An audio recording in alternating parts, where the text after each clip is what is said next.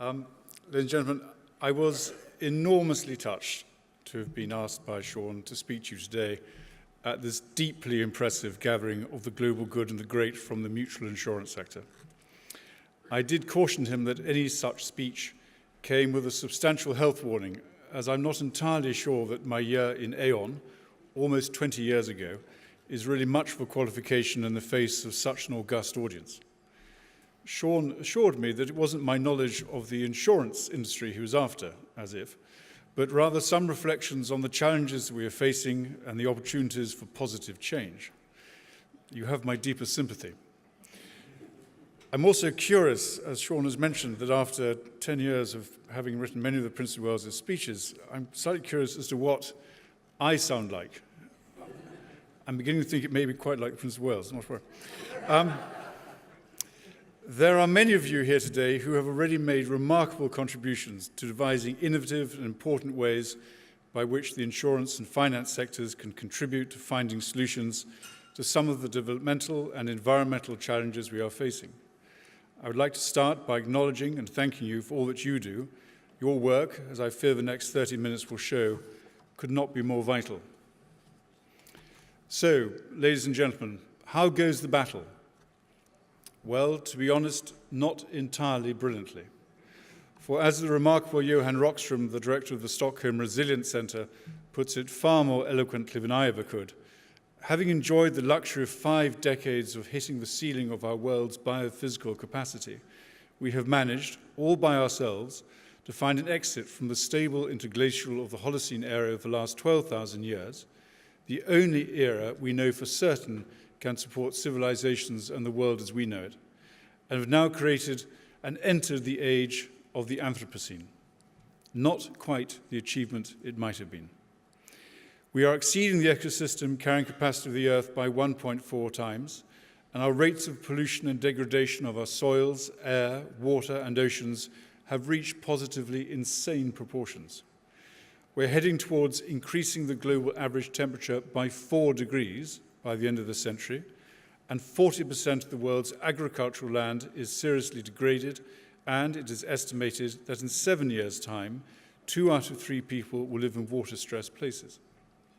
Worryingly, the small successes we had a few years ago to slow deforestation seem to have evaporated as global rates of deforestation continue apace at between 10 to 20 million hectares of forest loss annually and show no real signs of slowing down. It is perhaps salient to remember that unless we stop and reverse deforestation, we have absolutely no hope of staying within a 1.5, 2, or even 3-degree warmed world. The ocean, I'm afraid to say, is not in any great shape either. This is a shame, for it provides 3 billion people with a fifth of their protein. Fishing and aquaculture provide employment for 10% of the world's population, and it is estimated the ocean provides us with oxygen for every other breath we take and stores 9/10 of the heat trapped by greenhouse gas emissions for now. We are putting 8 million tons of plastic into the sea each year. All the plastic we've put there since the 1950s is still around in one way, shape, form or the other, and we are very close to reaching the point when whatever wild-caught fish you eat will contain plastic. I, luckily, am allergic to fish. 80% of fish stocks are harvested either beyond or at their sustainable limits, and we stand a very good chance of losing many of the world's coral reefs by 2050. Meanwhile, more people are hungry, with the number of malnourished rising from 777 million in 2015 to 816 million in 2016, equivalent to 11% of the world's population, and is a 5% increase from 2 years ago. This figure includes 155 million, or 1 in 4 children under the age of 5, with a further 52 million children classified as wasting. The long-term impact of this degree of malnourishment on cognitive ability and immune systems at such an early age is considerable, and when combined with meager education, is potentially catastrophic. It is also perhaps worth noting that globally 15% of adults are illiterate, and 17% of children aged between 12 and 15 are not actually in school at all. And as we all know, unprecedented numbers of people are now on the move. There are 65 million displaced people, 1 in every 113 people on the planet, among whom 22.5 million are refugees, over half of whom are under the age of 18. There are also 10 million stateless people, and 20 people are displaced every minute as a result of conflict or persecution. 43% of the world's poor are in conflict and in fragile states. And just to round off this happy litany of our world's ills, 9% of our fellow citizens don't have access to potable water, 17% don't have access to electricity, 32% don't have access to improved sanitation, and 38% lack access even to clean cooking facilities. And, of course, despite humanity now having become the dominant force on the planet, hence the Anthropocene, it is perhaps just worth reflecting that it isn't actually our planet. We share it with our fellow denizens here, although less so than we did, as we are inducting a loss of biodiversity at 1,000 times the natural rate of extinction, thereby manufacturing the 6th mass extinction event in the planet's history. In terms of the stewardship of our small blue dot, of the only habitable rock on our solar system, the last 50 years have been entirely and utterly catastrophic. For during it, we have undone the safe operating space of the last 12,000 years. And it seems, ladies and gentlemen, as if the next 50 years will determine the 12,000 thereafter. And as we are discovering, in the same way that long periods of incremental change have so weakened the planet's ecosystem's integrity, so that non-linear abrupt change is becoming evident, societies that have endured decades of post-conflict merely being the desperate prelude to pre-conflict and then conflict, are themselves reaching abrupt tipping points of social, economic, and political insecurity. And as we consider the drivers of instability and the causal links between them, it is worth also remembering that even if the Paris Agreement were successful, we still stand a 50% chance of losing all our coral reefs and the Arctic sea ice, as the planet is now irrevocably committed to change. And, of course, natural disasters, as you all know very well, are on the increase. For according to the Excellent Sustainable Insurance Forum report, between 2005 and 2015, over 700,000 people died, 1.4 million were injured, and 23 million made homeless on account of natural disasters, with more than 1.5 billion people being affected. Since 2008, on average, 26.4 million people have been displaced by natural disasters every year, equivalent to 1 person every second. Total economic losses since the beginning of the century amount to $2.5 trillion, of which only 30% were insured, and of this, only 2% in low to middle-income countries. According to the World Bank, 26 million people are pushed into poverty every year as a result of extreme weather. So, given all this inexorably bad news, what can we do to stay in the safe operating space that mimics the Holocene within the turbulence of the Anthropocene? Well, Sustainable Development Goals 6, clean water and sanitation, 13, climate action, 14, life underwater, and 15, life on land, have to be non-negotiable. We have to peak our emissions in 2020, have to zero carbon emissions by 2050. We have to have zero emissions, peak by 2020, have zero carbon emissions by 2050, including from agriculture and forestry, and achieve negative carbon emissions from 2050 to the end of the century. To do this, we have no choice but to abandon the economic models of perpetual growth being fueled by diminishing resources, to stop testing our planet to destruction, and as Johan Rockström has succinctly put it, we need a carbon law along the same lines of Moore's law, whereby we halve carbon emissions every decade. It is unutterably tragic that as we start to comprehend the full enormity and universality of the impact of climate change and resource depletion, and therefore the urgent need to embrace political and economic models born of the resilience we found in partnership, that the inequalities within our societies have conjured up identity shibboleths that have wrought an appetite to reforge asymmetries that are the antithesis of multilateralism and consensus building. It is arguable, I would have thought, that the answer to our predicament does not lie in the outworn political and economic systems and a rehashed version of 19th century mercantilism. In an interconnected world that is becoming overwhelmed by the endlessly iterative and aggregated impact of our actions, we need surely to recast the geography of our intellectual landscape by looking with open eyes at the environmental and social wastelands we have created, and in response, harness our intelligence and our compassion to build cities that are restorative and build societies that are restorative and regenerative. This is difficult. It is not impossible. We certainly have the money, we increasingly have the technology, but do we have the will to forego our sense of entitlement to irresponsibility? And where do we look for the leadership to pull together the partnerships to construct the integrated solutions required to address these systemic problems? We must look to ourselves.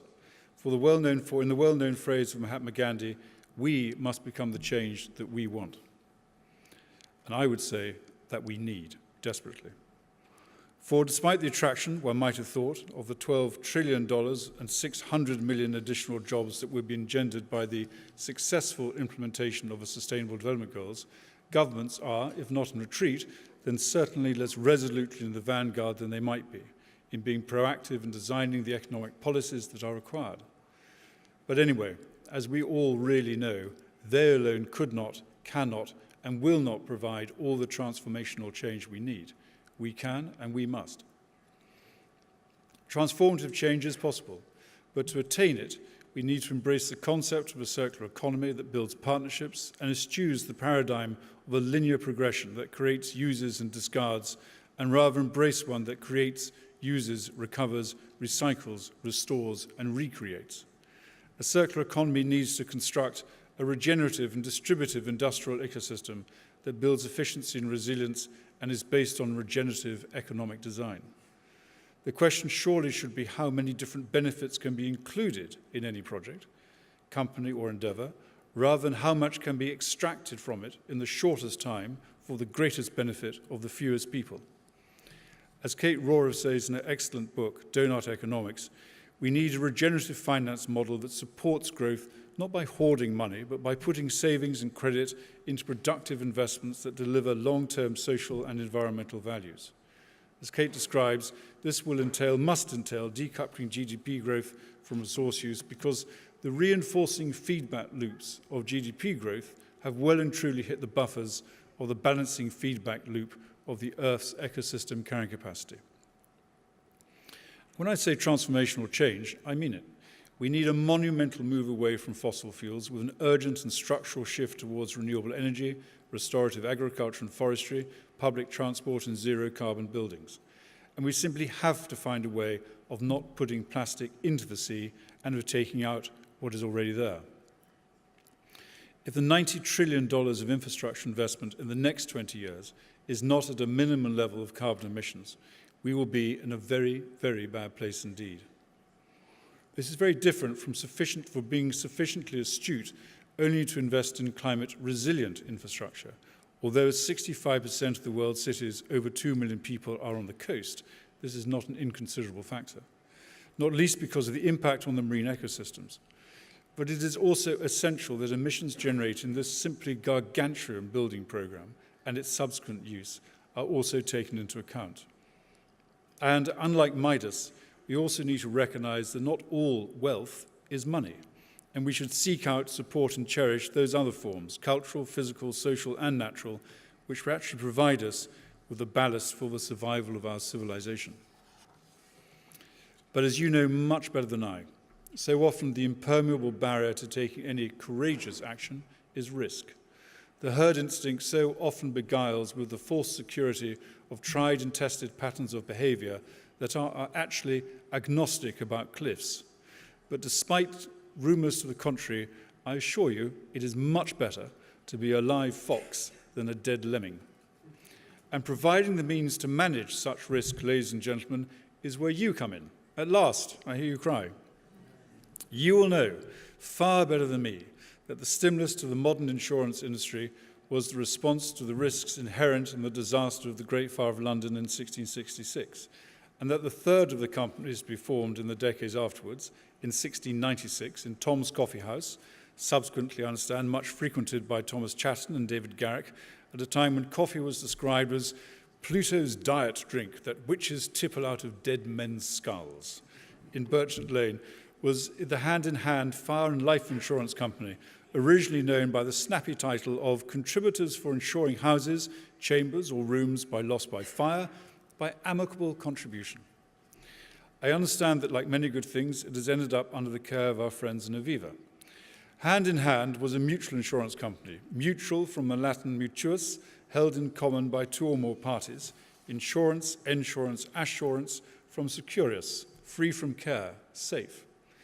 Well, ladies and gentlemen, if insurance is a response to perceived risk, and mutual insurance an envelope to protect from risk what we hold in common, then planet Earth is your biggest client.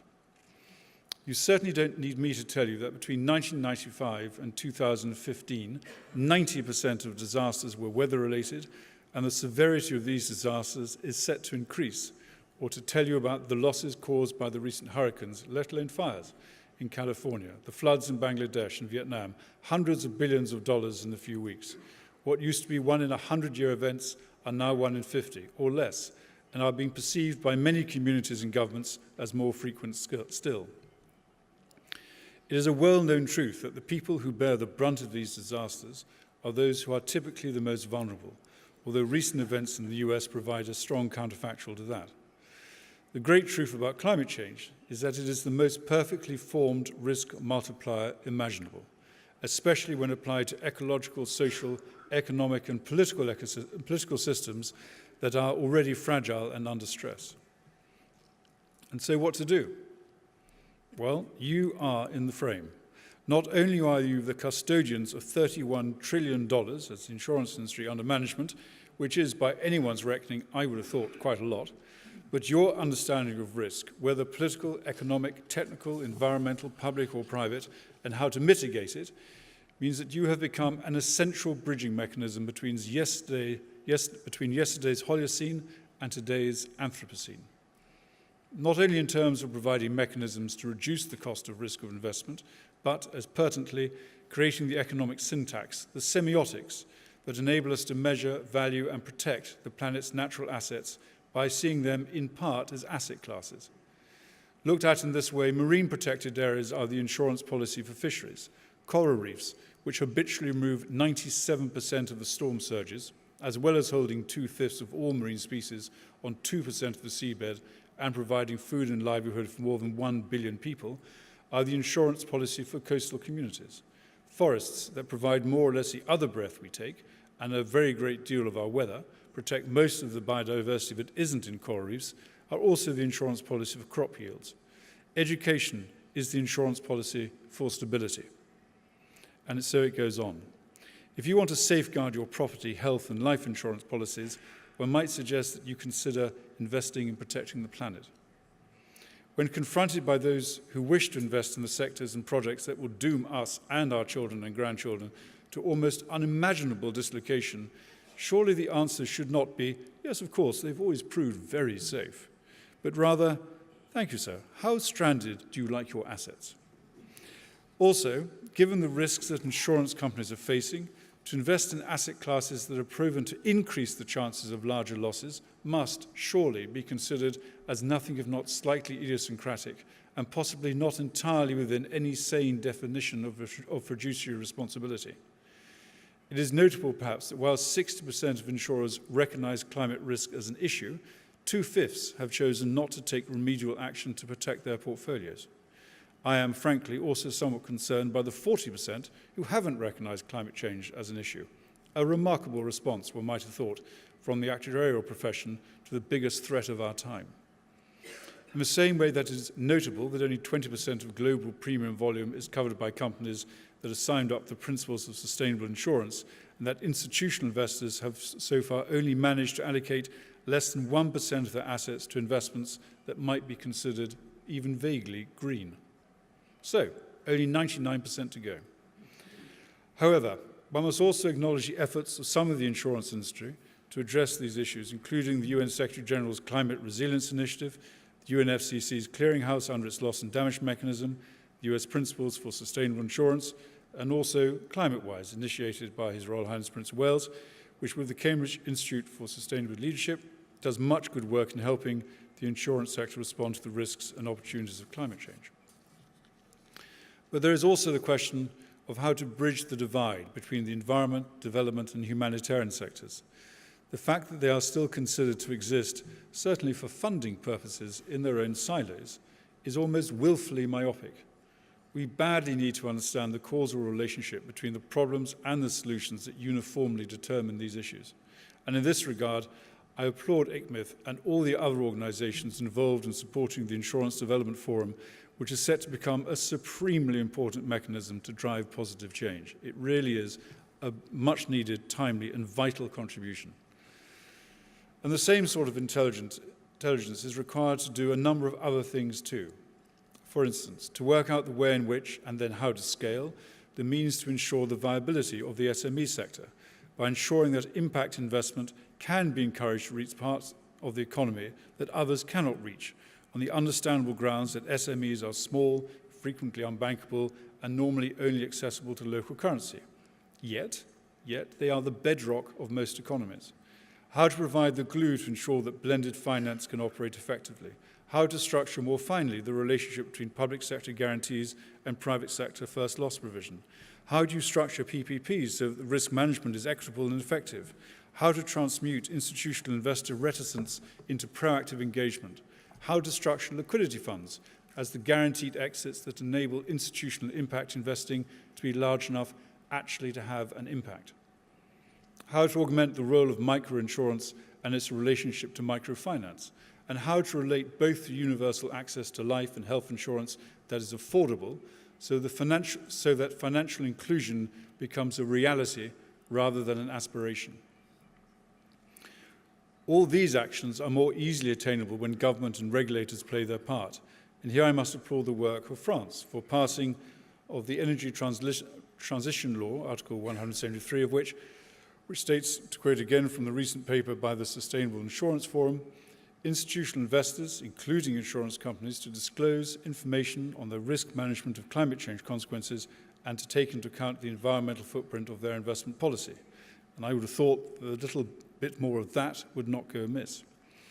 It would also help if the FSB suggestion for voluntary assessment of climate risk became mandatory.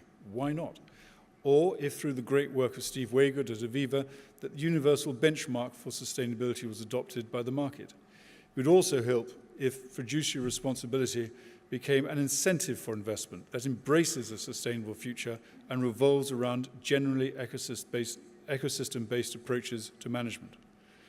These relatively small adjustments would go a long way to ensure that the $2 trillion a year of additional investment that is needed to achieve the SDGs would be mobilized and the resulting 600 million new jobs would be created. Trouble is, the problems we face are not only enormous, they are also systemic and interrelated. You, within the insurance sector, are only too aware of this because you are so often caught on all angles of the covariant impacts of various challenges. The remedy to these problems can only be found, I would have thought, by building a consensus amongst a wide range of stakeholders and communities. Given this, the progress being made by multi-sector collaborations, including between countries, the finance sector, multilateral agencies, scientists, major companies, NGOs, and campaign groups, could not be more welcome. But the key for the success of much of this is intelligent and compassionate risk management. As His Holiness Pope Francis wrote in a recent open letter to the attendees of our Ocean Conference in Malta, we need to build a covenant between humanity and the environment. You, ladies and gentlemen, are not only among the key architects of such a covenant's design, but by virtue of your skills in identifying, assessing, and managing risks, you are among the pilots who will and who must guide its progress through the very choppy waters of the next 2 decades. The mutual insurance model of managing risk and returning the profit to your clients is, if you think about it, a model that really reflects the imperative to mitigate the threats to the planet that we all hold in common, to ensure that we all have a safe home. Yours is a model that already reflects the regenerative finance, for you recognize the essential equity of long-term participation and the benefits of inclusion. And as for the decision 321 years ago in Tom's Coffee House, just a few yards up the road, in reaction to the devastation of fire, so too for the response that we are all honor-bound surely to give to the defining challenge of our civilization as encapsulated by the SDGs. We leave no one behind. Thank you.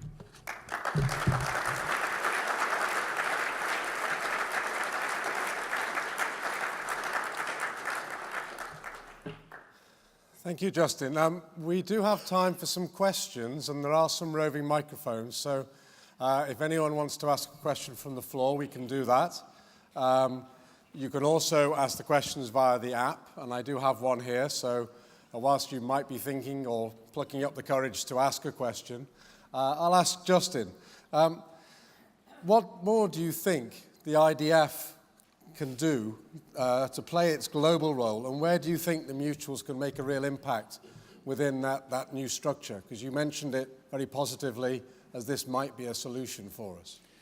I think the IDF is a really superb instrument. I mean, I think one of the key issues is to ensure that some of the sectarian issues between some of the humanitarian development agencies, between the environmental sectors, between some parts of the banking and the insurance community are overcome. This is not an initiative which should be put in between particular interest groups with particular market access. And I know absolutely that that is not the intention. The problem is, of course, that once you get into the real nitty-gritty of how do you move and mitigate really large volumes of risk and the finance attached to that, it's very easy for that to happen. So that anti-sectarian, inclusive approach is required. In terms of the mutual insurance model, what you are all doing really could not be more important. It strikes me that, and knowing probably criminally little about it, but it does seem to me that your model and its linkages to microfinance, microinsurance, your ability to build stakeholder participation across communities, your ability to reach out communities which perhaps are not necessarily accessible to some of the models that are normally on the market, is absolutely vital, because as your model has demonstrated, I think, and as I was told last night, the long-term resilience of mutual insurance has been proven. And if there's anything we need desperately at the moment, it's something which can give us long-term resilience. Thank you, Justin. Any questions? No? In that case, then I'm going to thank Justin for a very inspiring speech. Thank you, Justin.